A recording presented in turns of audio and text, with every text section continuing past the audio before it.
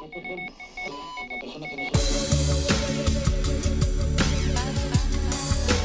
Direction Home is the informal Soho directors community. Find us at nodirectionhome.com. Thank you very much for coming. It's very nice to be here. We're thrilled to be back now with a lovely guest. And we know that people were very keen to hear from her because of the turnout for tonight, not only within the Hospital Club, but also within our mailing list. So she's an actress and a writer and director. She's had some amazing festival success with the films that she's been involved with, and she's got another one which is kind of coming down the line. So we hope to talk about all that this evening. So please join me, if you would, in welcoming Alice Lowe.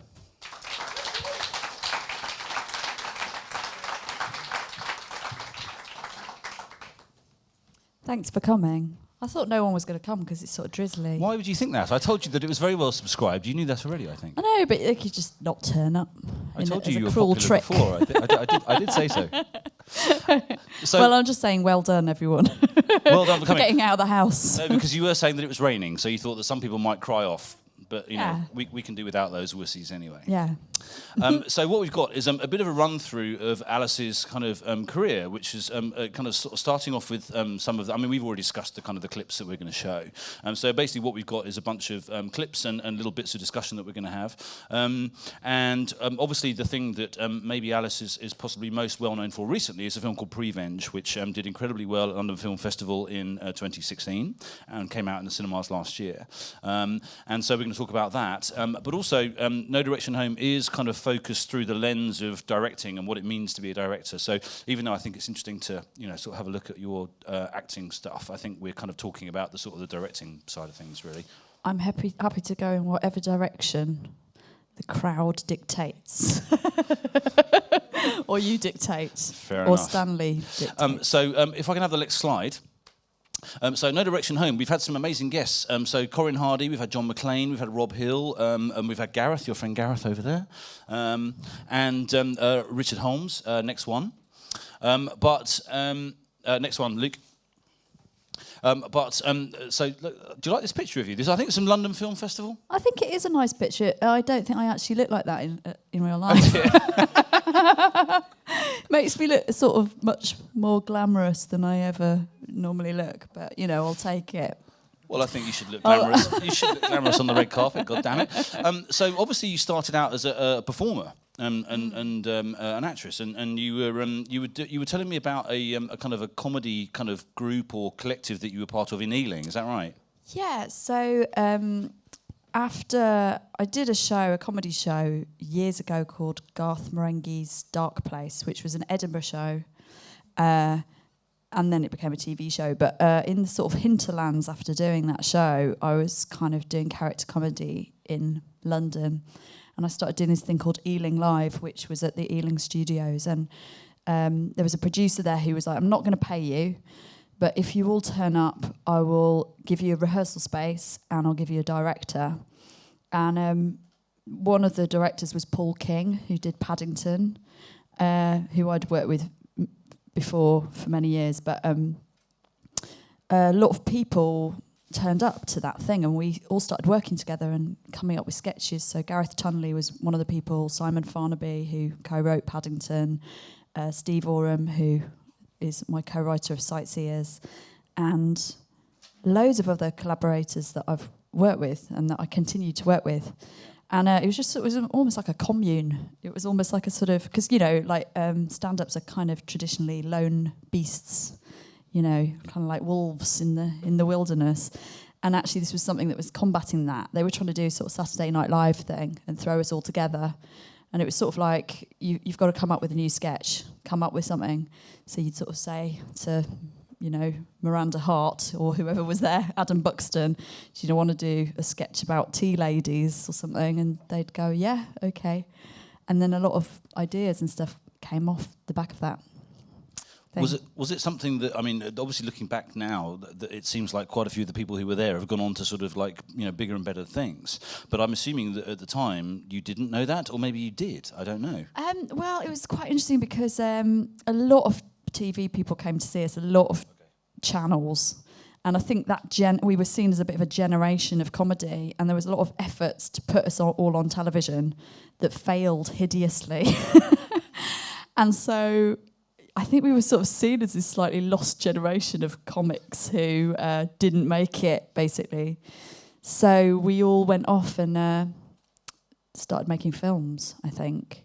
I often say, like as an excuse, that it was just at this point where BBC Three stopped making weird stuff like The Mighty Boosh and sort of wanted to make more youth kind of stuff, sort of like Pram Face and stuff like that. So suddenly all these people who wanted to be the new Vic and Bob and making surreal, strange character stuff, we didn't have anywhere to go because Channel 4 wasn't really making that stuff either.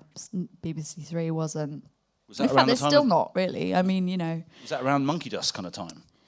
Yeah, there was a few sort of series like that, Monkey Dust, The Wrong Door, which Ben Wheatley did, and all of those shows were really interesting with a lot of talent involved, but they didn't. I think it was the last gasp of surrealism in British comedy on television. Darkplace is one of those shows which, I mean, it didn't go on to multiple series. It was quite a sort of a short thing, but it seems to like have a very kind of like a soft place in people's hearts. People like kind of like, what was it? What was your experience of making it? Was it something that everyone thought, wow, we've got a chance to make something for telly, or was it like, oh shit, there's no budget? What, to make the second series? Are you talking about, or no, just like to make it? The experience of being on Darkplace. Like obviously you come from this like comedy sort of like troupe, yeah. and now it seems like some of you are actually getting a chance to. Yeah, I mean, as I said, I think again it was one of the last gasps of surrealism. It was actually really expensive to make because Richard Ayoade insisted on shooting it on film. It's one of the last TV series shot on film. Not many people know that. That's why it looks so beautiful and it's actually aged really well. I don't know what kind of hypnotism he used on Channel 4 to let them make them do that. But yeah, it was funny because people seemed to really love it, and then they kind of buried it in the scheduling. And I mean, it's amazing what's happened with it now because it's become a self-fulfilling prophecy, sort of apocryphal series that got cancelled, and that is actually what happened. But weirdly, like, people became obsessed with it and sort of watch it over and over again. And I've met Americans that I'm like I met Eli Roth, and he was like, I want to have my picture taken with Liz Asher and stuff. And I was like, what? This is the most surreal thing. Yeah, people like Paul Rudd say it's his favourite comedy and stuff like that. So somehow the DVD got into the hands of certain circles in LA and stuff. Yeah, and you know, at the time, it came off the back of, you know, years and years of development as a stage show. Were you in that as well? Yeah, that we did 2 stage shows in Edinburgh, which we toured around the country. And the first one was Perrier nominated, and the second one won the Perrier. So that was kind of how we got TV commission, because that's just what happened in those days. If you got Perrier commission, you got a series. But we were all really young, you know, all in our 20s, and Paul King directed those stage shows, who did Paddington. So and the Mighty Boosh. Yeah, and the Mighty Boosh. So it's a very incestuous tale. Yeah, there was years and years of sort of work kind of went into finding out what that series would be. Not from me, but from Matt and Richard, but possibly from our group dynamic. And they were very influenced by the work of Cal McChrystal, who is actually a stage director. He's just done, I don't know how to say it, it's an opera, Iolanthe. I don't know.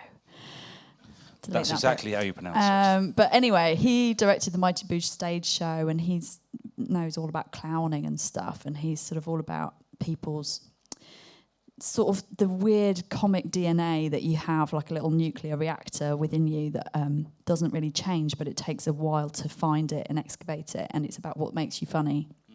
And it sort of means that whenever you're brought together with another comedian, the chemical reaction will always be the same sort of thing. But it's really important to know that, so you kind of have to work out what your roles are and how you bounce off each other. So all of that was really important work that stayed with me, I think, ever since doing that show. Well, it also must be, I mean, I think one of the things that there's quite a few filmmakers here. Obviously, No Direction Home is kind of about that, and a lot of people in the group, haven't been to film school. And one of the things that you do hear from people who did go to film school is that you get like a bit of a community, which obviously you're now part of, and it's like, how's it going? Well, which not everyone has. But obviously for comedians, it's maybe slightly different, but I think similar in that you've also got like a bunch of, you want to find your crew, you want to find people that you can, encourage and commiserate with and all that stuff. And maybe that was part of that for you, I don't know. Yeah, I think so. And finding people that want to work with other people. Again, it's about a collaboration. So it's like, I'm not going to be funny unless you're funny. We're both trying to be funny. We're not competing in that way. We're trying to find out the mechanics of how this works and actually taking it seriously, almost like a science of how comedy works. And I certainly didn't know anything until I did this show. So when I started working with Matt and Richard, I was like 22. I had no idea about comedy. I'd done acting, and I knew that I liked comedy, and I knew that people found me funny, but I did not know that I was going to go into comedy. So when they asked me to be in that show, it was like a bit of a crash course in comedy, and sort of almost like I didn't know why what I was doing was funny. They'd sort of have to tell me, because I would be like, I didn't do that the same tonight, or whatever, because I wasn't really aware of what it was I was doing, and sort of just helping to understand the technicalities of comedy, I suppose. But that's actually quite interesting, because we'll come back to that later on about not being aware of what you're doing as a performer, which obviously is the opposite of what a director's requirement is, which is that he has to be, or she has to be, very aware of what's going on. And obviously you fulfill both of those roles sort of later down the line, which is something I'm completely freaked out by, actually, the fact that you're able to do that, because it's... Directors often are, pure directors who aren't actors as well. But. So we've actually got something that you did a year later. Can we have the next slide, please, Luke? So Stiffy was something that you did with the lovely Steve Oram. We've got this film, so it's 3 minutes long, I believe, and it was part of a special sort of set of directives or conditions, wasn't it? Do you want to set it up for us? It's called. It was called Super 8. You can. Straight 8. Straight 8. It's all shot on Super 8, so it's like they'd send you a reel for your cine camera, and it would be numbered, and they'd make you shoot a film that you could only do with stop-start, so you could only do one take for each scene, and you had to shoot it all in sequence. And then you would send the reel back to them to be developed with a separate soundtrack, which you'd had to have timed to be exactly like what the film was. It's crazy. And this was the first one we did. And when they processed them all, they would choose 10 of them, and then they would show them in the Kodak tent in Cannes, which at the time just seemed like the most amazing thing, glamorous thing, and exciting. But so it was one of the winners of. It won. Yes, we won 2 years running, actually. No. Yeah. No. Yeah. Wow. Well, yeah, we were one of 10 that won. But that's actually kind of nuts, because obviously you don't really know what it's going to tell. You haven't seen it. No, so you see it for the showing first it, you time. haven't seen it. Yeah, you see it for the first time in Cannes, and you have no idea if the exposure worked, if the music and soundtrack fits at all. You don't know. So you're sitting there really wetting your pants, And is this your directorial debut? No, this was directed by Jacqueline Wright, who I had a sort of long-standing collaboration with. Yeah. We did a thing called Jackal Films, where I would write it and star in it, and she would direct it. Okay. So yeah, that's directed by her. It's where we started our sick narratives, me and Steve, because we used to do sort of sketches together, and sort of that came out off the back of it. And then I'm assuming that directly led towards Sightseers. So have we got the next slide there, Luke, mate? Oh no! So so this is interesting, actually, because there was something that you mentioned to me. So when I saw Alice at the London Film Festival, you went up on stage and made a comment about Edgar Wright, which was that he is my sensei. I think you referred to him as. So obviously you'd been you worked with him as a performer. In Hot Fuzz, but he was actually kind of quite important in getting Sightseers going, wasn't he? Can you tell us how that kind of came about? Definitely. I mean, we had sort of developed the characters of Sightseers on stage in Ealing Studios, and then we'd had interest in it as a TV idea, so we developed it as a TV idea, and we made a kind of taster, and nothing happened with it. We kept sending it to people, and they kept saying it's funny, but we can't have murder and comedy. in a BBC show or whatever. So we were getting really frustrated because we knew it was a really good piece of work. And so I sent it to Ed. I begged the production company to put it on YouTube, which they did. Shouldn't have done that really, because then Edgar saw it, and I didn't think that he'd really offer anything. You know, I just kind of thought, oh, I hope he likes it. You know, this my friend who's a director that I work with sometimes as an actress, and he came back and went, you know, you should take this to Big Talk. It's a feature film, my dear. And I was like, oh, okay. And then we did. So, and that was a big deal at the time because none of our friends were doing feature films, you know. And I think we did sort of go, are they going to let us make this? And they kind of didn't for a really long time. Did not let us make it. And really, it was getting sort of Ben Wheatley on board, but Edgar said he would exec it. So that was just a huge thing for us, like to be basically unknown comics, trying to develop a feature film.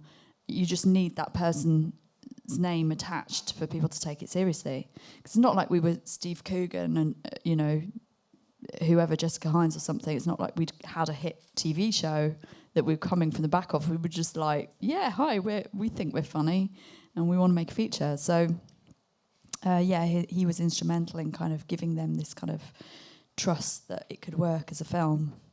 And how long had you been doing because the act you developed on stage with Steve? Yeah. So how long had you been doing that before you then made the taster? And then how long was it until? Not long at all, actually. No, okay. We'd performed it like twice as a sketch, and both times loads of people had said, "What are you doing with it?" Right. And so we'd kind of had our pick really of like what production company we're going to take it to, and we took it to Ian Morris and Damon Beasley, who made The Inbetweeners, actually. Ironically, they were still working in TV at that time, and they were just developing The Inbetweeners as a TV show. And they picked up on it and said, come in and develop it. And then we took it to Big Talk after that, because, ironically, we were like, but you're not a film company, so you can't help us make a film. So, and now they obviously are. Yeah, exactly. Very successfully. But yeah, it's weird how all those things are everything's sort of linked and connected anyway. It's funny how things come full circle in that way. And did you think that the response from some of the TV companies had been, oh, it's extreme, or that you can't do this with that, whatever it might be? And obviously this is before things like Inside Number 9 or whatever it might be that have shown, or maybe even Ben's career, essentially. Yeah, and I think even before American shows like Dexter, which were just sort of starting to happen there, that kind of idea that you can mix lots of different genres of have something that's sometimes funny, Breaking Bad or something, sometimes funny, sometimes really dark. There's an element of drama. There was sort of much more American TV shows, sort of that was starting to happen. And I think still actually British TV hasn't quite caught up with that. You know, it'd be nice if they did. I think let's have a quick look at the Sightseers trailer, because I really like the trailer. One of the reasons I like it, there's two reasons actually. One is that Ben talked about a couple of things which he carried through into Field in England. And one of which was that he got, I think it was the first time he did it with you guys, was that he really liked it when characters turn and look at the camera. And so that kind of, it's not maybe as conscious as breaking the fourth wall, but he certainly has done that in every film since, because he just really enjoyed it as a thing. And then obviously, when I first saw the trailer, I remember being really taken with the fact that you had Tainted Love in it. I thought that was just like a great thing it was a nice matchup. That film, it got invited to the Directors' Fortnight at Cannes. I mean, that's not something that you guys could have expected, right? No. No, not at all. I mean, it was mad when that happened. I mean, I remember sort of there were various people who'd invested in the film, like Studio Canal and BFI, and we still had a whole raft of notes that we were supposed to be addressing on the edit. And then we got into Cannes and everyone went, whoa, it's a really good film. And that was like the first we'd heard of it. But yeah, it's always a bit like that, I think. Like, yeah, I don't know, because yeah, it was the first time for me, and I wonder if there'd be any other director attached than Ben. It was the right time for his career to be in Cannes. probably, but not for us in some ways. So we definitely felt like, oh my God, we're like lottery winners or something. Well, it's very interesting, wasn't it? Because obviously Warp had financed Kill Lists, and it wasn't actually that big a budget. I think it's fairly public knowledge. It was about 250 grand. And it had done very well. It got picked up by Alamo Drafthouse in the States, and suddenly, like, his name was about, wasn't it? And obviously you were saying that's what got it going. What was... there was something that we talked about on the phone about a specific sequence, which we're going to show in a minute. But what was it like working with Ben? Can you tell us how he was with you and with the script, and he was going to attack it, or was he? Or I don't know. Yeah, I mean, it was. I think it was a new thing for all of us because obviously he'd previously his feature films had all been his own script and his own idea and stuff like that. So it was a bit sort of like you're trying to find your feet of how that's all going to work. But I think once we started filming, there was a particular point, which is what you're talking about, where there was a monologue that I had to do, and I wasn't doing it very well, and I wasn't feeling it or something. And then there's a scene where there's all these sort of hippies dancing in a field, and they're in the campsite, and they're looking at these hippies, and it was like a big bonfire, and they're dancing around it. And it wasn't in the script at all, but I just said to Ben, like, I feel like I want to go and join in with the dancing. I just feel like I should. And he was like, well, go on, just let's do it. Let's go and film it. And then the next day, he said he and the DOP had looked at the rushes, and he was like, it's fantastic, it looks great. And it was weird how that scene replaced this monologue that was sort of saying the same thing in words, but not as well. And it was a bit of a penny-dropping moment for me of like, that's what filmmaking's about. It's almost like the script is a plan B, and the plan A is the better emotional moments that might surprise you that you find spontaneously on the day. And I think also Ben said afterwards that was a point where he knew the collaboration was going to work as well. That he was like, yeah, this is going to be a good. It's going to be a good film. Or something. How long was that into the shoot? It wasn't that. How long was the shoot? Probably like the shoot was only 4 weeks. Right. So it was probably like a week into the shoot or something like that, maybe less than that.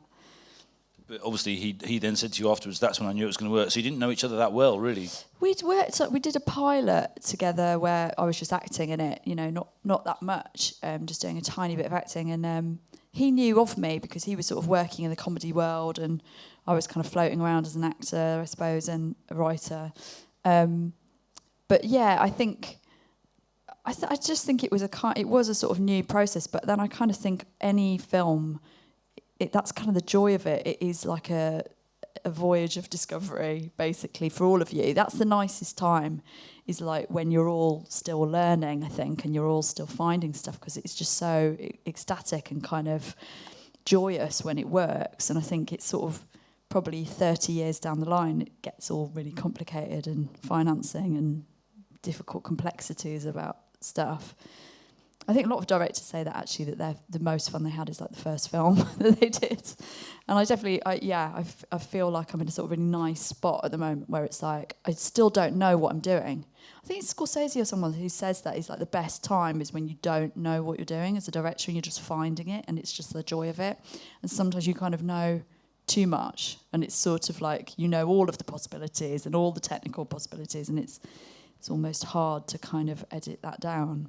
The other thing that Martin Scorsese says, which is actually what the reason I think that it's important. Directors, I think, can be quite a solitary bunch. You sit around developing your material, and it's like, oh God, is this right or not? And it's all a bit like, you're sort of labouring away in this tower. Whereas, so it's very important, I think, for directors, particularly people like Scorsese, who obviously is a living god.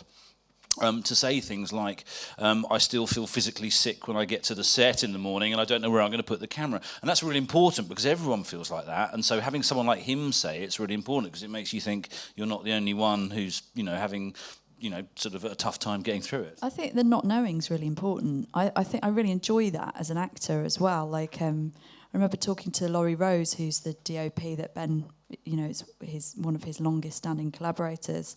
And again, not long into the shoot, and saying, I was sort of saying, I don't want to, even though the script's been loitering around for years, I want to feel like I don't know what I'm doing because it's a new discovery doing this. And he was like, oh, it's the same for me. Every film I do, I sort of try to forget the film that I've just done and go into it like a child in a way. And it's like what you were saying about being when you're a director, you're controlling everything, but when you're an actor, you're kind of freeing. And I think that's true to an extent, but as a director, when I'm on set, I'm also trying to forget those rules or those constraints. I'm trying to be intuitive. Right. So I'm trying to lose my self-consciousness, which is what I'm always aiming at as an actor. I don't always succeed because it's difficult, but when you're actually forgetting that you're acting and you're forgetting that you're not the character and you're just in it and you're in the zone. And I think that it's possible to be that as a director as well, that you kind of just, you don't know why you're making the choices you're making. It's almost like something outside of you is doing it. That's very interesting because our last guest, Walter Murch, has this thing which I don't know if anyone's come across. It's called what type of director are you? Are you a black box or a snowflake? And a black box director is the kind of person who would basically, if they could, would communicate their brain through a box and just make the film without having to go to the set, without having to meet actors, without having to develop a script, because that's boring and rubbish. They already know the exact film. So Hitchcock was like that. He famously said he didn't want to bother making the film. Whereas a snowflake director is someone who's endlessly fascinated by the permutations that can occur when you put this together with that. So my question, Alice, is... Surprisingly, I think I'm sort of a mixture because, I mean, we'll talk about Prevenge later, but Prevenge, a lot of what was in my head is on the screen.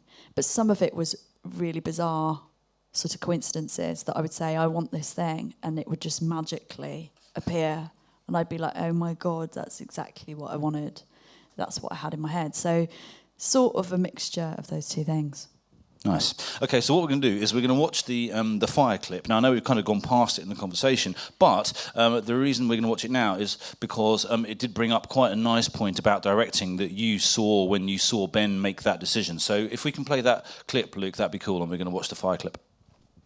You said to me was, I think that when you saw essentially Ben kind of make a decision to kind of go, I mean, you'd said, I want to go over and be with those guys, and Ben went yes, and so that was, I think you said it was quite an important like penny drop moment for you about directing or what filmmaking was, rather than just what being a performer was. Yeah, and I think also what you were saying about Ben using people looking at the camera, it's that irreverence, it's that thing of like, so when you watch that clip, you don't know if she's really doing it or not, because you know in the script you might go, oh, but does she go and join those hippies? It's too early. Would she really do that at this stage? Is she confident enough?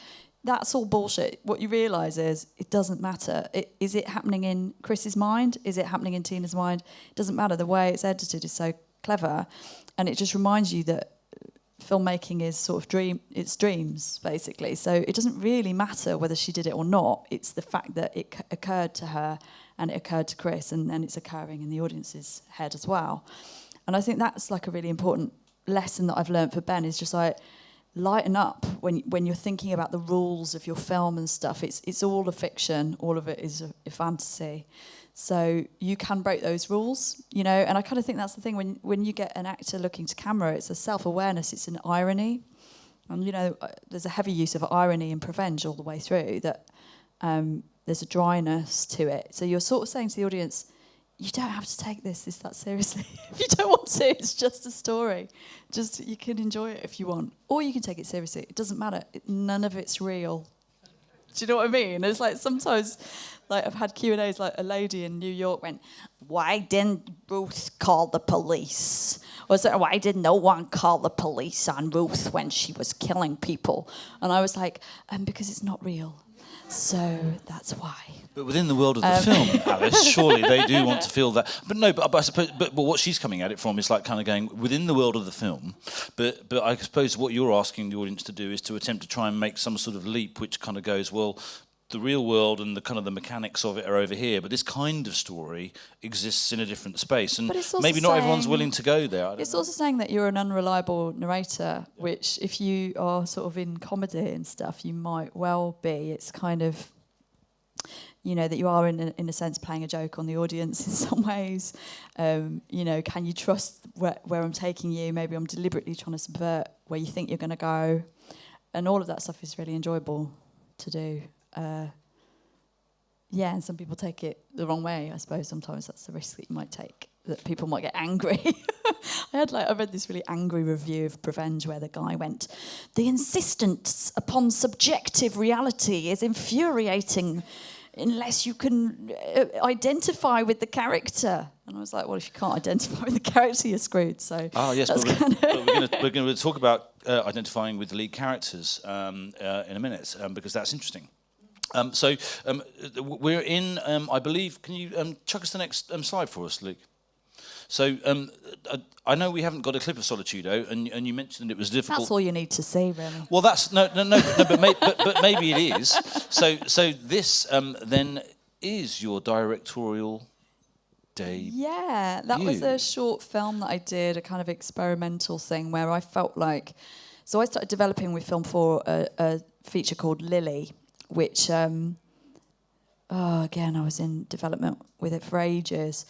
And I just felt like they need me to go and... I decided slightly foolishly that I was going to direct it, as well as having written it. And just because I felt like it was time. I'd done so many short films, I'd done so much writing, I'd done so much collaboration and improvisation. So you do start to feel a kind of, wrongly or rightly, an ownership over your material. So I was kind of like, the next natural step is directing. And I kind of knew that Film 4 would need to see from me. I feel like, you know, if you're in comedy, people think, oh, you do dialogue and you do like scenes where people talk to each other, a bit like on television. And I was just like, that's not the sort of director I want to be. I want to use editing, I want to use music, I want to use sound effects, it's got to be visual. Even stuff like that Straight 8 Stiffy, to me that was a huge training on images, you know, and how the power of storytelling through images, because that's how I wrote it, was sort of frame by frame rather than through words. And I felt that was what I needed to prove, so I made this short film Solitudo, which is about a sort of haunted nun. Like you do, but it's got no lines in it, and it's sort of not really funny. It's just weird. And I mean, just out of interest, was it self-financed? Did you go and raise the money? Like, did someone have to? It's self-financed. Okay. Yeah, we shot the whole thing for about 500 quid, okay. And luckily, this National Trust property allowed us to film a pretty spectacular location by the look of it. Yeah, Where was it? It's Fountains Abbey, which weirdly, so when we did Sightseers... Did you say Downton Abbey? Fountain Abbey, not Downton Abbey. Fountain Abbey in Yorkshire, and it was one of the places where, when me and Steve wrote Sightseers, we went on an actual trip, and in a caravan, all the places you see in that film are the ones that me and Steve Oram went on holiday to. Yes, you did your caravan trip together, yeah, and found out in what ways we hate each other, and then wrote the film. But the only place we couldn't use was Bolton Abbey, so the locations manager found us Fountain Abbey instead. And when we were filming there, I was just like, this is the most incredible place. And I was just like thinking, what could I make here?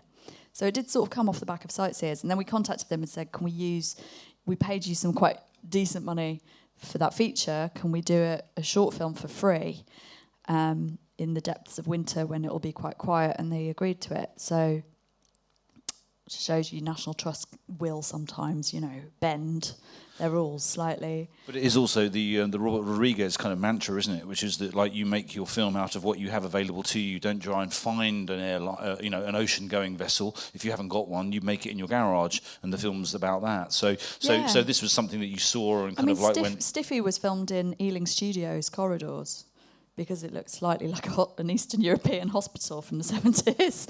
And we sort of got away with it that way. But that is totally the way I work. And often I find it's a good thing rather than a drawback, because if I'm writing a script and I'm sort of struggling with it, often if I work out where it's happening, whether that's a location or whether that's a town or a particular type of countryside or a particular building that I've been in, it just helps so much. You sort of go, oh, right, I understand the geographical space between the characters now, and what this scene means, like, and what the whole thing means. Well, it's the specificity, if I can use such a word, of where the characters are, isn't it? Which means that they have to, duck under that beat or whatever it might be. Yeah. So, what was the kind of the aim of Solitudo, and did it achieve it? Did you have a specific aim for the film in mind? Did you want it to do something? It was kind of a taster for a feature film idea that I had, where I might actually be developing this now, but it's kind of a medieval sci-fi.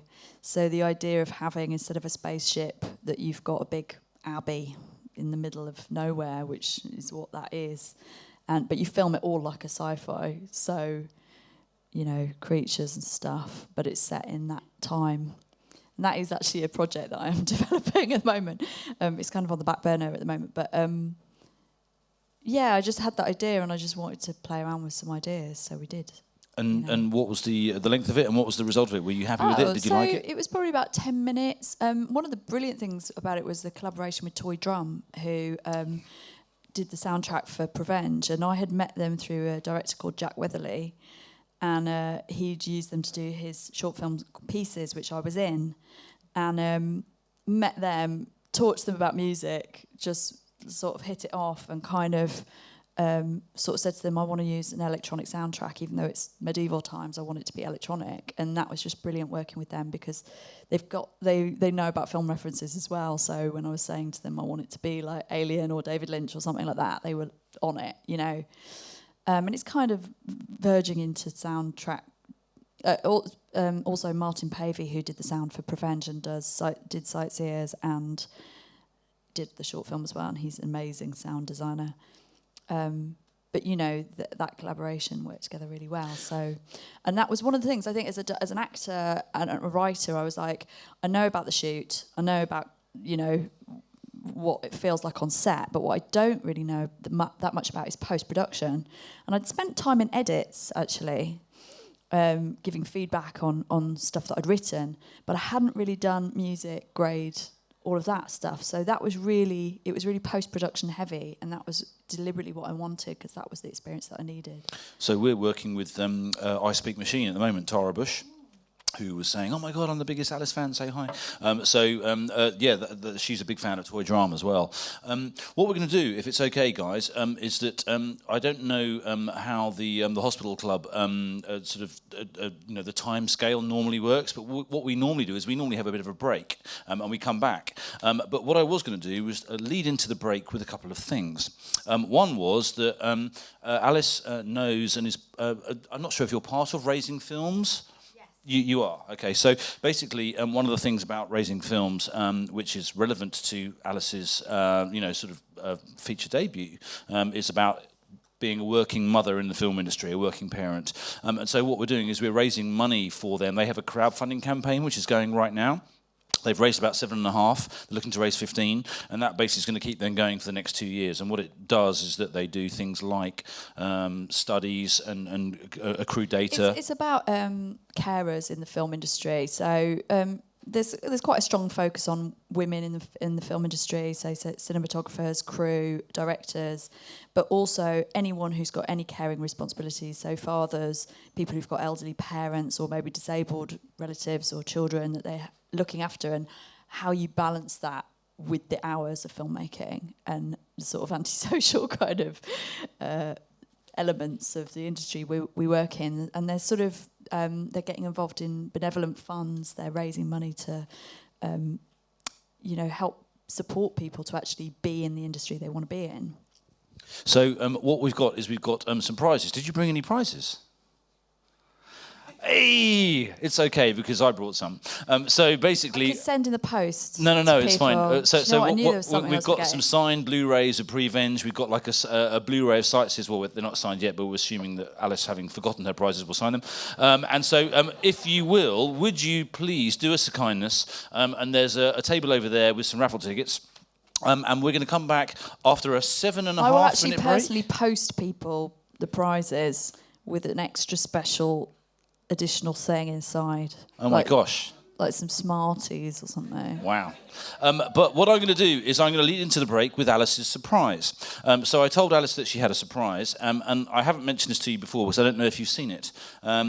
So did you know that Steven Soderbergh references you in the latest copy of Empire? Did you know this? I'm going to name drop now. The only reason I know it is because I was at the BAFTAs and Edgar Wright told me. So, strike two. Was it really good hanging out at the BAFTAs? Did you have a really good time? I didn't hang out with anyone other than Gareth Tunley, basically. I know. We know Gareth, and he's lovely. And then I saw Edgar for like 5 minutes, and he actually deigns to talk to me. So this is what Steven Soderbergh said about Alice and about her film Prevenge, which is what we're going to be talking about in about 7.5 minutes' time. So we're just going to give you a chance to go and get a drink and a pee break. But what he said was that he's just finished shooting a film called Unsane. which stars Claire Foy from The Crown. And She's it's shot amazing. on... I mean, she's amazing, isn't she? Carry on. She is, indeed. It's shot on iPhones. And basically what he said was... in preparation, he watched a number of low-budget indie horrors, including Roman Polanski's Repulsion and Alice Lowe's 2016 pregnancy slasher Prevenge. I was looking at things that felt like they were somewhat in our neighbourhood in terms of story or production approach. I mean, Steven Soderbergh is cramming your film like as homework. That's a bit crazy. weird, isn't it? It's mental. It's mental. And a huge compliment. Really So we're going to mad. come back and talk about Prevenge in 7.5 minutes' time. Go get a drink. Thank you. Thank you very much for joining us again. I hope you were all fed and watered. What we're going to do, if it's okay, is talk briefly about something which might have fed into what Prevenge was in terms of its production, which is Black Mountain Poets, which has obviously got an improvisatory kind of aspect to it. So here's a couple of pictures of your cast, and you've got lovely Tom Cullen there as your object of affection. Can you maybe tell us a little bit about what was kind of interesting about Black Mountain Poets in terms of its production and how it was made? So Jamie Adams is a director, and he is literally the most persistent man in the world. I don't know why I added him as a Facebook friend. I can never remember. It's almost like some sort of wizardry that he used. But he sort of got in contact and said, I would love to work with you at some point. And I was like, great, yeah, okay. That's my usual professional response on Facebook. Yeah, all right. Sweet. Whatever. Anyway, and he sort of said to me, I'm making this film. And at the time, I was kind of like in a wilderness career-wise, because after Sightseers, I literally got no work. You said that for like 2 years? Yeah. So what the fuck is that It about? was like the most successful peak of my career. I was up for an award against Judi Dench and Meryl Streep, literally, at the Biffers. Newcomers.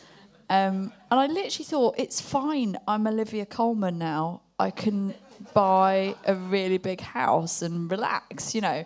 And nothing fucking happened for ages. I was like auditioning for TV shows and not getting them, and like really financially challenged. And I'm really worried about my career, you know. And thinking, what the fuck happened there? That's weird. But God knows. And so Jamie found me at my most vulnerable. That's so true. And he sort of went, do you want to do this film in Wales for 5 days? And I was like, 5 days? A feature film? You're mad. But I'm going to have to say yes, because I've literally got nothing else to do. I've never told him any of this, by the way. He probably sort of knows. Anyway, so I found out Dolly was doing it as well. And I've worked with Dolly and, you know, was like, oh, well, if you're doing it, then it cannot be crap, because we won't let it be crap. And we're both writers as well, so that's a good thing. And she came all the way from New York, where she lives, to do it. And it was really fun. And it sort of opened my mind to like what I could achieve that I didn't really realise. I was like, well, if I could do this without a script, and I can, you know, make this character work, make this scene work, and make, you know, do this in 5 days. I was like, oh, I've got much more confidence about filmmaking now, in terms of just doing something very, very low budget, you know. And so then Jamie, we did that film, and it went to Sundance and South by Southwest, and had a really nice sort of run, got some great reviews. And then Jamie came to me and sort of said, I'm working with a company, they've got some ready finance, very small budget, but do you want to write something?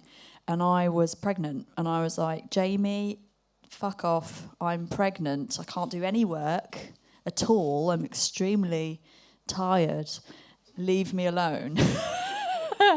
But as he is the most persistent man in the world, I was like, if I'm going to make anything right now, it will be something that serves me, serves my career as an actress and a filmmaker and a writer. If you're not going to pay me hardly any money, it has to be something that showcases what I want to do and the story that I want to tell, and me. Which I was sort of saying in a bit of a like fuck off way, and he went, go on then, let's do that. And I was like, shit, I've got to do it, and I'm 6 months pregnant. And I sort of went, well, I've got an idea about what about if a woman does some revenge while she's pregnant? It's the only thing that I could play. And he went, that's brilliant, let's do that. And the company loved it, and before you knew it, we were just making it. And also Jamie said to me, I can't direct this because I make rom-coms, so this is very dark and kind of scary. So that's not my forte. And it's your story to tell, which I think is right. And he was like, I think you've got to direct it. And I was like, oh shit. But at the same time, I was kind of like, well, I'm never going to get this opportunity again. This is like the opportunity I've been waiting for. And in a way, I was kind of a bit gung-ho. I was a bit like, screw it, who cares? It's just a film. Just see what happens, you know. And then that was the story of Prevenge. No, but that's actually really important, I think, because like one of the things that we were talking about before was about the thing that I mentioned was that I think that one of the diseases that directors can fall, foul of is a kind of a. I must develop this more. It must be perfect. I must sort of make sure that every single dialogue, and I think that can lead to a stasis, which is actually harmful. And so when you're given a constraint, when you're given, it has to be in this room or in that abbey or whatever it might be, then that can actually be really freeing because suddenly you go, right, okay, it's two people in that room. What are they going to do? Were you developing something else first, which they didn't like, and then it became, and then the Prevenge was the second idea? Is that right? It was just that I was developing something with Film 4, and it just felt like everything had reached a bit of a halt, and that, it did feel like the ideas that I was having were very fresh sort of ideas, and I was a bit like, I don't want to wait 5 years to make this, because I feel like it's quite a hot new idea, and that was the thing with Prevenge, that I felt like it was at the right time, and if it had taken any longer to develop that, it would have not been as sort of raw as it is, and as timely as it is. And what was the time frame? It was pretty quick, wasn't it? Well, I did say we've got to shoot this.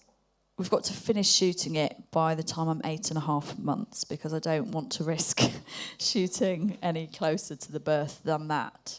So we shot it when I was 7.5 months to 8.5 months, and so the script I basically took about a week writing that. Maybe when I say a week, I mean like a working week, like 5 days, and then I had some notes, and then I kind of went away and did that. But basically, the main structure of the film stayed exactly the same. Might have lost a scene here and there, but by that stage we were already looking for the locations that were in the script because we had to. So. Yeah, it's a very quick turnaround. So there's a very interesting set of videos that the Hollywood Reporter make. I don't know if anyone's aware of these. Like, you can see them on YouTube, which is basically when they do the interviews with all of the nominees for the various awards. And there was one which I think I sent you actually, which was the directors' nominees for this year. And they were talking about their process. And Joe Wright talked about, they were asking him what drew him to the Churchill project, to Darkest Hour. And he went on this very long and eloquent and very impassioned sort of thing about how he felt connected to Churchill and qualified it. Like, I don't think I am like him, but there are things that I can see. And so obviously with Prevenge, that was incredibly close to your experience.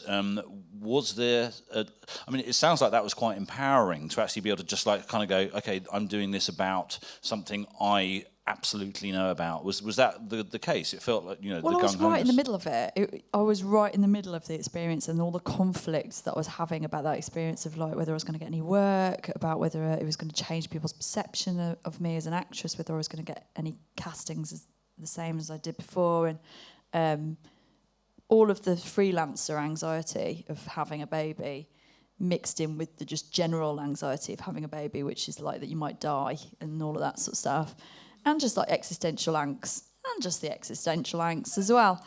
Just like, oh my God, there's another person that's going to be more important than anything that I've ever met before to me, and stuff like that. And it was just very therapeutic to put all of that in a film, but it was just there as well. Because I'm writing a film about love at the moment, but it's kind of like obsessive, unhealthy kind of love. And it's quite teenage in a way, and I'm sort of like, I wonder how this would be different if I was right in the middle of that experience. So I think that's the thing as a filmmaker, quite often you don't have that privilege of being right in the middle of that particular emotional experience when you're making that narrative. Whereas songwriters do that much more. Like watching the Amy Winehouse documentary, they sort of said she laid down Back to Black over an hour or something, like in one take or something, because she was right in the middle of that emotional experience. And that's how I felt with Prevenge. That was why it could be that quick, because I was right in the middle of it. Let's, if we can skip on a couple of frames, Luke, and I think we might be ready for the Prevenge trailer. Should we have a look at the Prevenge trailer? One of the things I found actually a little bit sort of like weird about watching that trailer was predictably brilliant. That's a bit of pressure, isn't it? I don't know. I think we had a bit of a debate whether to use that in the publicity, because it's a bit like, oh, predictably brilliant. Oh, boring. Obviously, you were going to be brilliant. I don't know. I just think it was too. That was a little bit scary for me to watch. Can you tell us the breakdown of the shoot itself? Like, it was quick, and what that run and gun approach kind of meant in terms of how you schedule your days, like what you do in the morning, what you do in the afternoon. It began with the script, really. That the whole thing, I was thinking, on the model of Black Mountain Poets, which was 5 days. So I was like, well, we've got special effects and murders in this, so it'll be 8 days. So I wrote the whole thing to be 8 days. So I think there's 7 murders in there. I'm not sure, I can't remember. But basically, I thought if we get in an actor a day, each scene will be a two-hander. We'll spend the whole day shooting. We'll kill them in the morning, do all the difficult bits and get it out of the way, clean them up, and then we'll do all the dialogue in the afternoon, and then we can really sort of play around with it and improv and have a bit of fun with it, knowing that we've got the difficult stuff in the can. And that is kind of the way it worked. So, and that worked quite well, actually. It's quite, as you say, like, constraints can really help with filmmaking sometimes. Once I got that in my head, that was the whole film, apart from the stuff that sandwiches it, which is, Ruth wandering and kind of having her existential crises by herself and talking to the baby. That's what the film is, really. You don't see anything else than that. But it's quite clean in that way, because then you kind of go, oh, maybe you don't need all that other guff. B-plot and all of that shit. So all of that was quite liberating as well. Talk a little bit about, I saw an interview with you online when you were talking about the relatability or likability of the main character, and you mentioned Travis Bickle as an example. I think, people are quite aware of the fact that, he's not sympathetic, but he's empathetic. What did you find about writing that character for yourself to play, which kind of shone a light on that idea of, do we have to like her? Well, it's interesting. As an actress, I often notice this, but as a writer too, that female characters are often supposed to be representative of the entire gender. So you kind of write something and someone goes, this is so awful about women. So awful. It makes women look awful. You're like, well, it's just one woman. It's a character. Do you know what I mean? You never get that with male characters. You don't go, oh, Breaking Bad. Doesn't it make physics teachers look terrible? Gives them such a bad rap. But you do get that with women, and you do get it with that female characters. And, is it is this character likeable? We're going to like her. Oh, when she does that, we're going to like her. Who cares? Do you know what I mean? You don't have to like her. You don't have to like her. It can be useful for, if you want people to watch the whole film, that people can stomach it. But to me, it's a bit of a challenge to the audience that I really was like, well, I know if there's a pregnant character, you're already one up that people feel sorry for pregnant women, and protective. Well, actually one down in terms of like how the audience see a character. Yeah, in terms of stereotyping. Yeah, but they're also expecting you to be sweet and maternal and kind. And I was like, scratch all of that. I'm not going to have any of that. She's going to be merciless and very dry and not have any of those sort of usual qualities. And I sort of felt confident that I could do that. Even with Sightseers, I remember Ben bringing up the likability thing, which is surprising from him, but I think it just slipped out. That he just sort of said, yeah, but if she's like that, she's not going to be likeable. And I was like, completely bullshitting, went to him, well, luckily you've got the right actress, because anything I do is going to be likeable, whether the character is likeable or not. And I do think that's the point, is like cast against type. If you've got an evil character, cast the most cuddly, lovable person. It's going to be so fucking sinister. But also, it's just like everybody, there's like warm actors, there's cold actors, and I believe the performance can snare people in, regardless of what that character is doing, basically. It's quite useful as a director when you're choosing your actors, I think, to think that. Plus, also, your character has gone through an injustice, which is that her partner has died. I had a screenwriting teacher called Phil. Oh shit, what's his surname?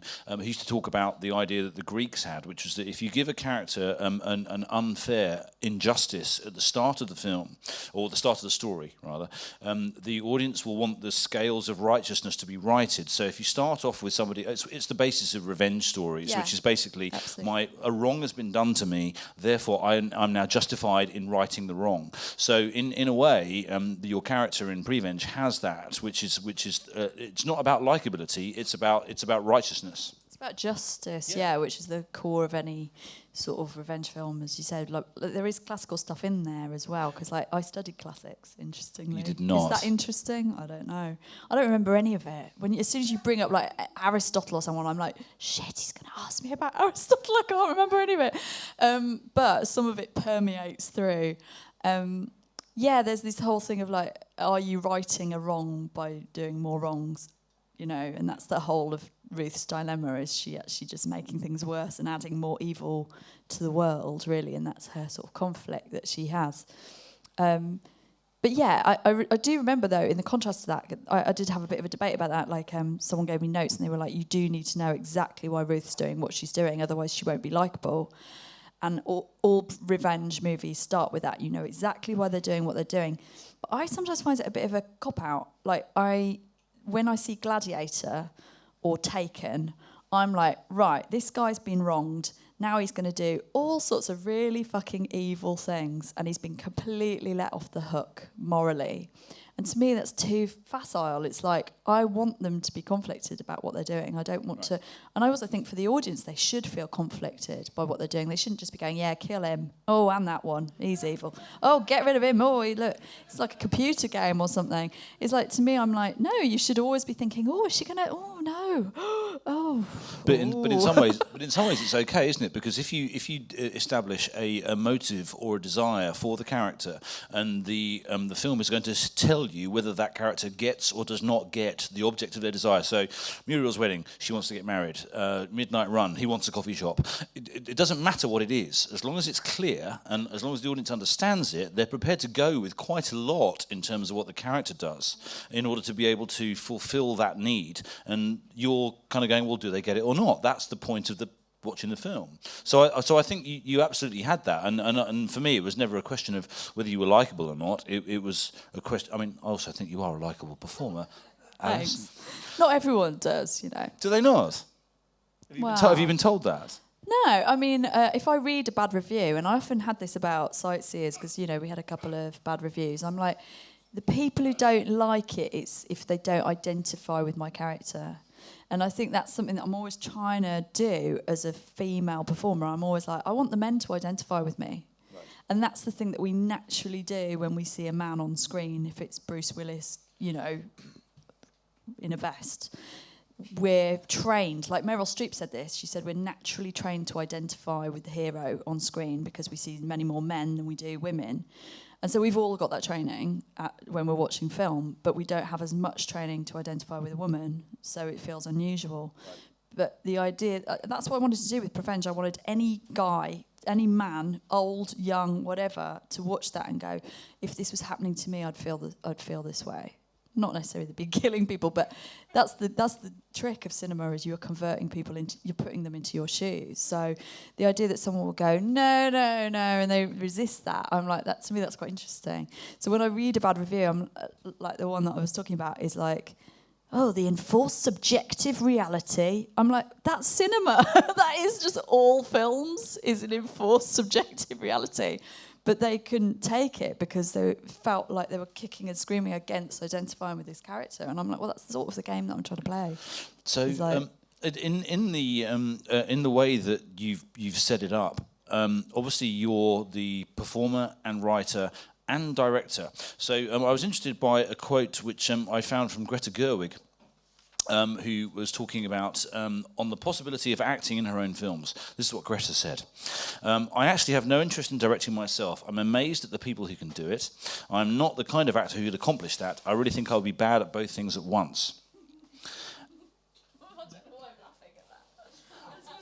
Well, so maybe let me frame it with a question, which is obviously for, as you mentioned, for directors who are not performers, like the idea of being in front of the camera as well as behind it, and the decision making, sort of arbiter as well as the performer, would be very scary. How did you find it, and were there things that you had to overcome? I think it's so much to do with the way that I've worked, which is a very informal, strange way. I've never gone to film school, and I never had any formal training. I never went to drama school. So to me, everything that I do is like an art piece. I don't really know why I'm doing it or how I'm doing it. I don't know what I'm doing. I have no idea. So the idea that I'm an expert at acting, I'm not. It's an expressive tool. To me, it's not that different to directing. I kind of see it as part of the whole. And I sometimes compare it to someone saying, that song you wrote, are you going to sing it to a singer? And you're just like, well, of course I am. That's my instrument, is my voice or something. So to me, it feels completely normal and natural. I think also working with Jackie for a long time, having been the writer of those films and then acting in them, there was never any time where I didn't feel like I wasn't part of the complete package. Like, we were producing it as well, so we were doing costume, we were doing set, we were doing makeup, we were doing lugging equipment around and stuff. So it's never felt separate to me. It all feels like part of the same thing. There's some logistic issues, I suppose. I have a policy where I never watch rushes, like directly after. I never watch playback. I also would probably ban that on set, even if I wasn't watching. It's not good for actors to see that. Well, no, you should never be self-conscious. This is my belief, and also it's a waste of time. Like, you're not going to, it's the director who's going to choose whether the performance is any good. So what's the point? Like, it's just a waste of time. You're just spending double the time that you shot it to watch it. So it's double, So I'm always like, I'd rather just shoot again that. And if there's something that I feel should have been different, then we'll just go for that different option. But I suppose that's the big question about being able to direct yourself, which is obviously the director, the role that they normally fulfill for the performer is the bouncing kind of like block, the audience, if you like. So to be able to do both, it would seem that there is a conflict, but maybe it didn't come up for you. It sounds like it didn't. When I've got a story in my head or a sketch or whatever it is I'm writing, I already know exactly what it is. This is why I was saying I'm half snowflake, half black box, because I know exactly how it works. So to me, like, if I'm going, right, I want to tell this weird story, as a director, I'm trying to lead a team of people with confidence, saying, come with me, it's going to work. And who better to show that than me as an actor as well? Like, if the actor was also feeling doubt, I just feel like I've got this map, I know exactly where I'm going, come with me. And when people see you acting and you know exactly what that character is and where they're going, people go, oh, okay. Do you know what I mean? And it's like that confidence and that vision of the way it's going. I don't know if I'm always going to do that. I just think for my work to get better, I don't want it to just always be me telling the story. But to me, I'm there anyway. I don't actually see it that different to acting to directing. I actually see it as part of all the same thing. It's like a promotion, I suppose, to direct, get a bit more. Give yourself that promotion. Control, yeah. So you were very lucky, I think, to work with some fantastic performers in Prevenge, including Kate Dickie and Gemma Whelan. And I think we've actually got Luke, if you're there, we've actually got the Gemma Whelan scene coming up. So maybe we'll just watch this, and then we can talk about likability. Aha. So there was a couple of quite big things that happened in the response to Prevenge. I've actually got my BFI London Film Festival 2016 tickets list here, and I think I said this to you on the phone. So in that year at London Film Festival, so this is in November 2016, was the Ghoul, Autopsy of Jane Doe, Prevenge, I'm Not a Serial Killer, A Dark Song. That to me felt like quite a, if not a trend, there was a genre kind of ripple going on. Like, were you guys? I know you know Gareth obviously, and you were in the Ghoul. So was that something that you were aware of, or was it just kind of like, oh, coincidence that just kind of happened? Coincidence, that just kind of happened. I don't know really. I guess it's probably ripples of Ben's work. I think people realising that there is an audience for British genre films. I don't know, maybe people taking genre more seriously as well. Maybe it's the current political climate as well, that people are like in the mood for sort of dark, weird stuff. But that actually is quite important, because we talked about this. Like, so Get Out is obviously now nominated for Best Film. Daniel Kaluuya is nominated for Best Actor. Gareth just got nominated for BAFTA Best Newcomer. So it does seem that the genre, particularly the horror genre, has been getting some recognition that it hadn't had before. And that's obviously, it must be nice to if you're working in that space. Yeah, it's brilliant. Yeah. Yes, no, I mean, yeah, definitely. I mean, I think all the work that I've done, or people have always sort of said it's too niche. So, and I'm more, or like that what I do is cult or something. And I'm like, well, I don't go out of my way for people not to see what I do.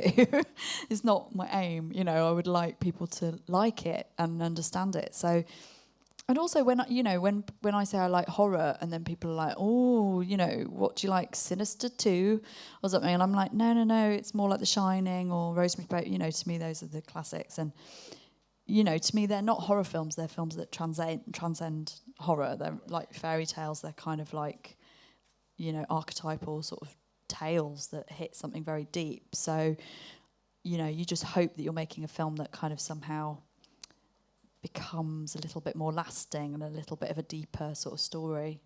I mean, I think Raw was also a film that did that. That was Cannes 2016. I guess it was out 17, but obviously that was one that when we were at Cannes, it was like everyone was like, we have to see this film, and it was being talked about as one that was going to transcend the genre, and that was exciting, because obviously people are looking for good stories, whatever they're like. Obviously that had extreme elements, but you know, I think that was you know, not a watershed moment, but to me it was indicative of a trend. Were you surprised that your film got invited to Venice? That was a huge thing for us. I mean, like, to see that happen, we were like, fucking hell. Yeah, it was. It was mad. Did you know that was going to happen? Had you been talking to them? I think the British Film Council had. So there was stuff going on that we didn't know about, of like, you know, again, it's that thing, you just don't know if the film's any good until festivals take it on and start. I mean, what was really interesting is we'd got into Toronto as well, and that's kind of pretty much unheard of, that both Toronto and Venice will premiere your film. It's usually one or the other, and they won't have you if you've premiered at the other one. And they both said yes to us, so we knew that was quite extraordinary as well. And I kind of think when we got into Toronto, and we were like really happy about that, and then we got into Venice as well, and it was like they were giving us the opening of the Critics' Week, and opening the whole festival in effect, and we were just like, oh my god, that's too good to turn down. So we were like, is Toronto going to drop us? And then they didn't, which was just like really amazing. And then it was just an amazing journey after that. No, I had no expectation, because I mean, you know, to put it in perspective, this had less than a tenth of Sightseers' budget. You know, it was a micro budget that we made the film on, and yeah, had no expectations whatsoever of a film that's shot over 11 days, you know. Did that have any immediate impact on the distribution of the film? So, for example, was there a situation that before did not exist, then after those things occurred, then did exist? Yeah, I think we were in talks with certain distributors, and once you get into Toronto or whatever, then they're like, yes, we definitely want you, you know. And the same with, that was kind of like US distributors, and then European sort of followed suit. So yeah, we were in a really good position then. Can't really remember the ins and outs of it very well, but yeah, I think once you get into an international festival like that, then you know that you're going to get distribution, basically. Well, I mean, to A-list festivals, they're not like, sort of lower down the rungs. They're the top end. Can we get the next slide, please, Luke? This is Alice's next project, which is also in development and I believe going into production with Western Edge again. Is that right? Can you talk a little bit about them and about this project? So I think they were the first, I think it's so key to find your production company. It's worked for Edgar Wright and, you have to kiss a lot of frogs. This is the thing. But when you look at people that are successful, it really is because they've got either their own company or they've found a company that they've got that special chemistry with. And I can honestly say, like Western Edge Pictures, as soon as I met them, I was like, they're going to let me do what I want. And I've really not felt that with production companies in the past. It's always been a slight doubt of like, are you rubbish? Maybe you're rubbish. We don't know. But I really sort of was like, my God, they trust me, idiots, what they're doing. But actually it sort of worked out all right in the end. And it gave me a lot more faith in my own abilities because I realised that I self-censor all the time my ideas because I just think that people won't like them or they're not good enough. And I throw stuff away that people think is challenging. And then I'm like, actually challenging is good. The stuff that was weird about this is the stuff that was memorable and fresh and interesting. So, the Prevenge was just a massive learning curve in that sense of just trusting my own instincts and keeping those weird little nuggety, strange bits in that might have got edited out in a over 5 years of development or something. So we're doing another one. It is slightly bigger budget, but not that much, because I kind of want to enjoy my freedom a little bit longer to kind of form a bit more of my voice, I think, and just learn a bit more. Just out of interest, you don't have to say, but is the budget for Prevenge known, and can you say what it is? I think initially it was 80 grand, but it's probably gone up a bit more in what we had to spend in post, which I think they were more confident. Because we got into Venice and Toronto before the film was finished, so there might have been a little bit more money, a few more investors came on board, but not that much. And does that? I'm assuming that budget level means even on a 10-day shoot or 8-day shoot, that you're having to get people on deferments and you're having to sort of like beg and borrow a little bit. Yeah, I think there was definitely that, but there was also this sort of thing of like getting one location for one day and things like that where we were doing it all very cutting corners, just running down the streets of Cardiff filming and stuff. So it was guerrilla filmmaking, some of it, and other things slightly more controlled, but a mix of those disciplines actually. So you're sort of, it's like fashion where you can wear a cheap dress but expensive shoes that you're always trying to go, well, we'll do this bit handheld, but then we'll do our hero shot and we'll really spend a bit more time on that. So it was always juggling all of those things. So I want to open up to questions. If people have got questions for Alice, that'd be awesome. But if you can just tell us a little bit about the idea behind Timestalker, where that came from, and what it means to you. I'm sort of balls deep, if you forgive the expression, writing it. So it's all a bit still embryonic in my head, but it's about a reincarnation, and it's about a woman who keeps falling in love with the wrong man in several different eras, and it's quite violent and quite. But it's quite It's quite inspired by like Powell and Pressburger, so I want it to be much more theatrical and much more controlled than something like Prevenge, which has got a bit of a punky kind of edge. There will be sort of wild stuff in it as well, but it's sort of mixing those ideas. Although there was kind of a sort of a giallo, kind of like there was some expressionist stuff in Prevenge. Like I remember you talked about a shot where you were out on Halloween and the naked guy with the body paint walked past you, and you kind of ran off to kind of get his release because that was like a really nice moment. So I felt there was some stuff which was heightened within Prevenge, but are you taking that further with Timestalker? Yeah, I think it's going to be a bit of a romp, actually, a sort of violent romp, a blood-spattered romp. Yeah, I just but I want to use symbolism like liberally. Like I think that's something that we're scared of. People think it might be a bit film school, and I never went to film school, so I'm going to do it anyway. But it is that thing of like having the moon crossfade into a clock or something. I love that stuff. I watched Bram Stoker's Dracula recently, and I was like, this is why I always love this stuff. Like, it's stuff that you feel scared to do, but I love it and I want to use it. So there's loads of symbolism in it, and there's loads of sort of what I hope is going to feel quite poetic about life and karma and all of that sort of stuff, and just enjoying it, just going, why not? You're here to see a bit of art, so let's have fun with it, and we're going to go crazy with the costumes and all the different eras and stuff. When do you think you're going to go into production? Do you know when you're shooting? Not really. I really want to get the script right, so it's really dependent on that. We could film this autumn if the script is ready, but I don't know if that will happen yet. Do we have a roving mic knocking around? I think Laura might be ready to grab hold of that, and then we can do a few questions. Look at that, there's like an orange light at the bottom of it. It looks all Blade Runner. Has anyone got a question for Alice that we could chuck in? Oh, yes. Sorry, I can't really see very much in the dark. Gentleman here. Hi, Alice. Ben Stevenson, director. Guess the question is, what did you learn in the first film that you're now applying to this film? So what are you doing differently this time round? As Prevenge as opposed to this? Yes. Oh, that's a good question. I'm trying to tighten the script a lot. There was a lot of flabby dialogue in Prevenge just because I wrote a scene and that would just be the scene. Really no rewrites whatsoever. And, a lot of stuff hits the floor, cutting room floor, because you're just like, she's saying the same thing twice. She doesn't need to say that. It's just like an economy, I think, of script, which is not my strength, but I'm trying to get better at it.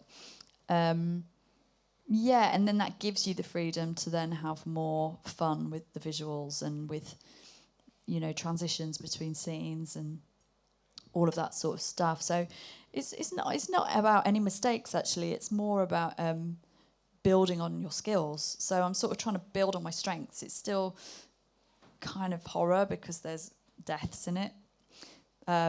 But it's the main character's death, so she does come back like, I killed Kenny. So in a way, for me, it's like I'm sort of finding a way of making what it is I do slightly more palatable. Not to sort of kowtow to audiences, but just to kind of make there a bit more of a philosophical, universal quality to the film. Sort of want it to be like a female Groundhog Day or Back to the Future or something like that. Would be nice. So yeah, it's kind of a bit more fluffy. I sort of felt like there's so many dark films out there at the moment that I just didn't want to. I want it to be pink and stuff. It's going to be loads of like sunsets, like Gone with the Wind. It's going to be great. Are you still going to cap your writing schedule though? Do you think you'll get to a point where like I have to just finish and go and make it? Yeah, I'm not going to do too many more drafts because I think you get to a mouldy draft basically. I've just coined that term. Where you've maybe written it one too far because you actually start to think that all of your initial instinct and the thing that made you fall in love with the idea, you start to think that's all shit and you get rid of all of it. And I think that you need to have that naive nugget of what the first idea is, even if it's a bit rough and ready, because as I said, it's like falling in love. It is that sort of illogical, irrational, but this is why it works and this is what I'm passionate about. And I think you can over-cerebralise that. So yeah, I mean, I'm not going to go beyond 3 drafts. It'll be small notes after the next draft, and even the next draft probably will be a synergy of the first 2. I know it's a bit of a cliche, but I'm sure it will be. Do you have another question?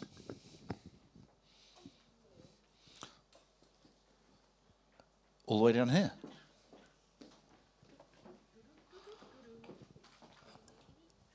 Hi. I was wondering, so in Prevenge, it felt like you're dealing with very serious themes, but in your wonderfully bonkers way. And I wondered, do you feel like as a woman, if you want to tell, without wanting to get on like some boring feminist high horse, although feminism's great, do you feel like if you want to tell a female story, or like you're saying in this next film, it's going to be more pink and there's going to be sunsets and stuff like that, do you feel like it needs, in order for it to be commissioned or something like a bunch of deaths or some blood or something, You can't It's be Liam interesting. Neeson. I mean, in Taken. I think I'm really conscious of balancing the yin and the yang in my films generally, because I don't want to alienate any audience. You know, I don't want to go, this is only for women or only for men or only for pregnant women or only for horror fans. I'm like, this is for human beings. If a dog wants to watch it, brilliant. If an alien wants to watch it, brilliant. But yeah, I think also it's just generally healthy to kind of always try and have a higher self that's looking at what the story is. I don't know if that makes sense, but you know, that's why I'm interested in myths and stuff, because it's kind of, and fairy tales, because there is a sort of eternal quality to the story that goes beyond you and your personal experience. But then you have to kind of put a mixture of your personal experience in as well, so that's just going to come out. But yeah, I'm always trying to go, what's the universal quality of this story, I guess, so that it isn't exclusive or it doesn't. But the weird thing is that universality comes from specificity, and that's something you learn through comedy as well. I mucked up that word earlier. Well, I mucked up that same word earlier. It's an impossible word. Specificity. Yes. But yeah, it's like the more specific it is, the more true it becomes in a way. I think I read an interview with Bjork where she said she'd done something like Biophilia, this album, which I didn't really get with at all because it was all about plants and shit. And I was a bit like, oh, it's not one of my favourite, even though I love her. And then she did a breakup album where she sort of apologised a little bit for it being a breakup album and went, oh, I was worried this was all too personal and who cares? You sort of go, well, everybody cares. The more personal it is, the more applicable it becomes to everybody. It's but also, really weird. But also the specific. I read a review of Sightseers today, which talked about how it was from like Deadline or something American, which was basically going, no American could make a film this British, and you know, look, the trailer starts with like, let's go and see Christ's Tram Museum, like, you know, and so either you get with that and you go, well, that's these characters' world, or you kind of go, well, it's not for me. But I think that you're right. The specific nature of it, like, it's kind of like, well, okay, I'm going somewhere I don't know, so that's nice. I would have thought. It's like some notes that I had about Prevenge of someone saying, "Oh, the scenes are a bit random. Sometimes it should be more about pregnancy, or it should be more about."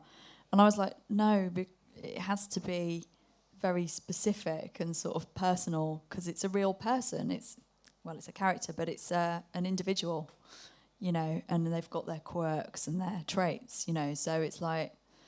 They're always going to, you know, you're not trying to adhere to stereotypes or whatever. Do you have another question? Alnor. Here he is. Hi. I wanted, is this written for you to be in? Is this, yes. Are you in this? That's not me in that picture. That's just a picture they ripped off from somewhere. But you're going to be in it? Yes, yeah, possibly you are for Agnes. the last time. Like, not ever, but I just mean, I don't know if I'm going to carry on making films with me as the lead, but this is sort of, in my mind, it's like almost like a third of a trilogy in a funny sort of way. That was my question. Can you imagine yourself directing films that you're not in, and do you think that would be different? Yeah, I totally can. I mean, I might sort of pop up as a small character or something every now and then, but I think it'll be different because I'll be thinking, oh, I'm a bit bored. Is this all I have to do? Do I not have to get into a funny costume or be in makeup for a couple of hours? Yeah, I think it will feel weird probably at first, but I think it really depends. I mean, for me, it is the joy of being involved. I remember Lars von Trier said something like this, where he said he made The Idiots and all the actors developed such close bonds that he was jealous, and he realised that they had this group dynamic that he could never be part of.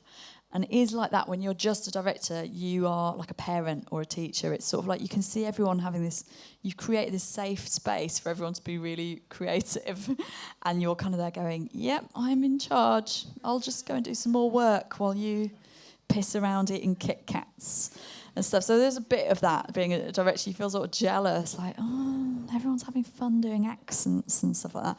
So I don't know, I think I'll find it quite odd. But I don't think I'm a conventional filmmaker. I don't think I'm going to suddenly go off and be a Hollywood director and just that be the only thing. I think I'm always going to be mixing acting with directing. At the moment, it's kind of more like I'm getting asked to do TV directing gigs or film directing gigs for someone else's script, and I'm having to go, no, I can't do that because I've got a 2-year-old. So if I am going to direct stuff, it can only really be my stuff because I can't really invest much more time than that. You know. But you did actually talk about that in the Raising Films interview you did with Hope and with Rachel, which was that it was a new thing for you to experience being offered gigs, which hasn't happened before. So is that really a kind of a time constraint thing? You kind of go, well, look, I have a child, so I need to not do that, or is it something that could maybe click with you and you might say yes, or is it just a complete no? I think I'm quite vain, and I do weigh up what kudos you get as well as what money. Like money, obviously, when you've got a family, that's going to come into play. I'm a little bit better at that. Like, how much does it pay? Okay, I'll do it, or not. You know, and I think, you know, something like TV directing, it's so weird. Like film directing, you know, the film director gets all the attention, the writer gets nothing.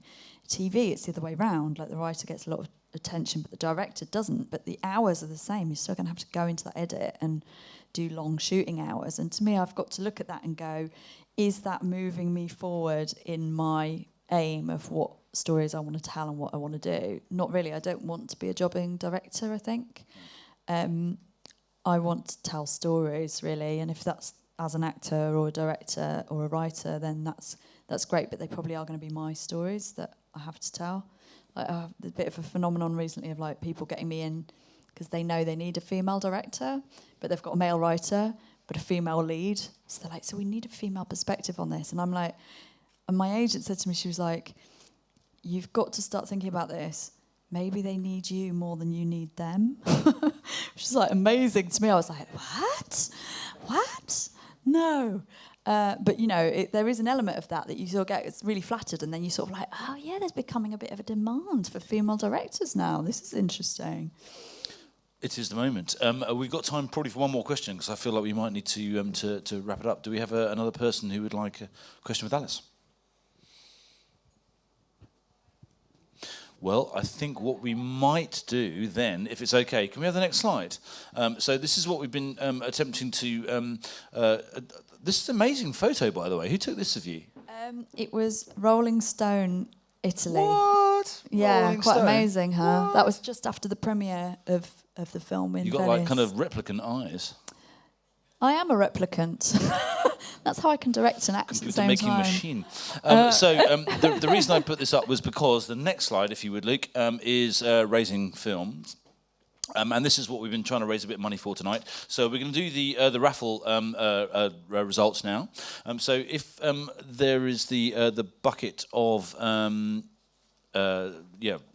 the tickets there. And what we're going to do is, because Alice didn't bring... and very sweetly, you felt rather guilty about not bringing it, which I think is lovely. So what we're going to do is we're going to do a No Direction Home t-shirt, we're going to do Sightseers, we're going to do a Blu-ray of Prevenge, and then we're going to do a Blu-ray of Prevenge with something that Alice will send you in the post. So whoever is the Grand Prix winner will get something amazing in the post next week. Smarties. So Alice, if you would choose for the first prize, it's a No Direction Home t-shirt.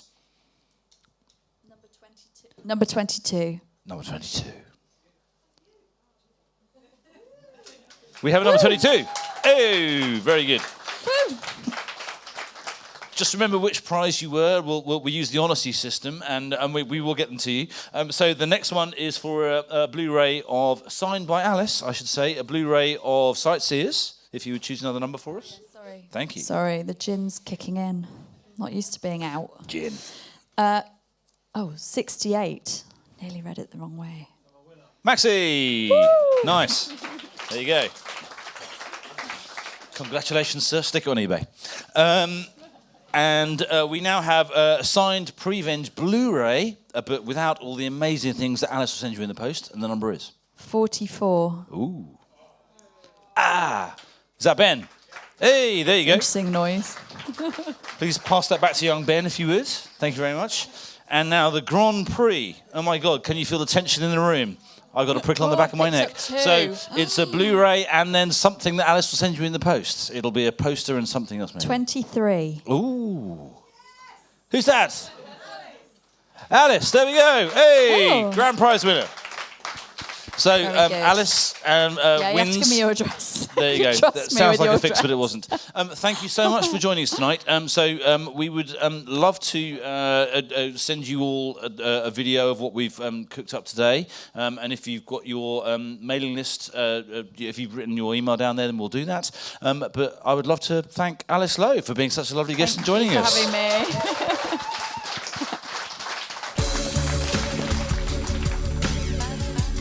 No Direction Home is the informal Soho directors community.